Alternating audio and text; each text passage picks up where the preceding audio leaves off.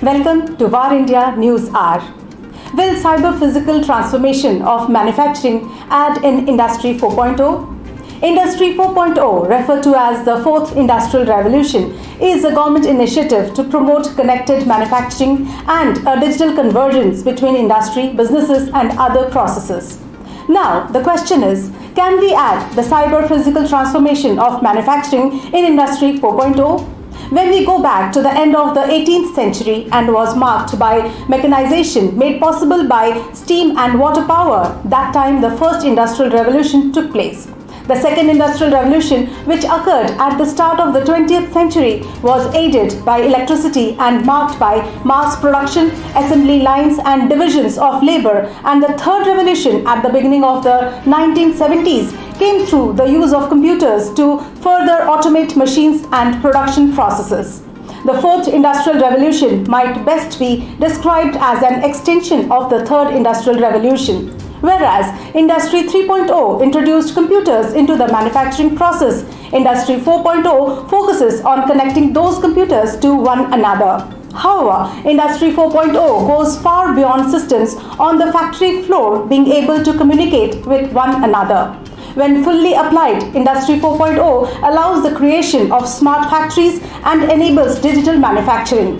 One of the major technological trends of the last decade has been the adoption of IoT technologies. IoT essentially refers to the ability to connect non-traditional computing devices to the internet or to private networks. IoT often refers to smart, connected consumer devices. However, manufacturers have also adopted the concept and have begun deploying large numbers of connected smart sensors in manufacturing centers. The use of such sensors is often referred to as Industrial IoT, that is IIoT. Let's look into today's headlines in VAR India. Prime Minister Modi, Vice President Venkaiah Naidu and Lok Sabha Speaker jointly launched Sansad TV. Vice President M. Venkaiah Naidu, Prime Minister Narendra Modi and Lok Sabha Speaker Om Birla jointly launched the Sansad TV. The 24-hour channel, through its content, will showcase the democratic ethos and the functioning of democratic institutions of the country. The decision to merge Lok Sabha TV and Rajya Sabha TV was taken in February. As per the report, Congress leader Karan Singh, economist Bibek Debroy, Niti Aayog CEO Amitabh Kant and advocate Hemant Batra will host different shows on this new channel. Palo Alto Networks shows its revenue grew 28% year over year to $1.2 billion. Palo Alto Networks, the global cybersecurity leader, is shaping the cloud-centric future with technology that is transforming the way people and organizations operate. Palo Alto Networks announced its financial results for its fiscal fourth quarter 2021 ended July 31st of 2021. Fiscal fourth quarter revenue grew 28% year over year to $1.2 billion. Fiscal year 2021 revenue grew 25% to $4.3 billion. Total revenue for the fiscal fourth quarter 2021 grew 28% year over year to $1.2 billion compared with total revenue of $950.4 million for the fiscal fourth quarter 2020. Truecaller to come up with IPO to raise $116 million on Nasdaq Stockholm. Truecaller, the Swedish caller identification service, said it is aiming to raise $116 million in its IPO on Swedish stock exchange Nasdaq Stockholm, the Swedish stock exchange.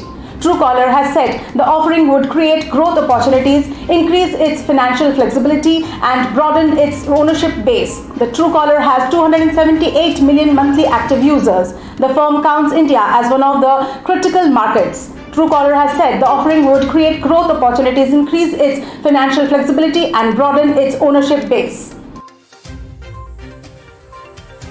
Poonawalla backed Wellness Forever to go public with 1,600 crores IPO. Mumbai-based retail pharmacy chain Wellness Forever will file draft documents with market regulator SEBI for its initial public offering by September end. It will be the second company into the pharmacy chain that's coming up with an IPO after Hyderabad-based MediPlus filed its draft hearing prospectus with the SEBI. The firm is backed by Serum Institute of India's CEO Adar Poonawalla, plans to raise 1,500 crores to 1,600 crores through the IPO. The firm plans to expand to 1,000 stores by 2023. As per the report, Wellness Forever is the third largest pharmacy chain in the country with a turnover of rupees 870 crores in FY21.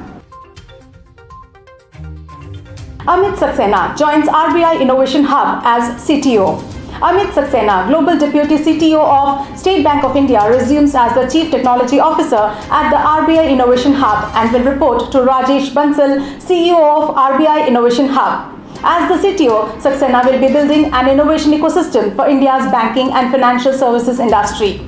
Amit has over 22 years of experience in IT strategy, information, application development, stakeholder management and product development. At SBI, he has played a key role in driving digital initiatives and innovations in customer-centric journeys. That's all for now. Please like, share, comment and subscribe to War India News Magazine. Stay tuned. Thank you.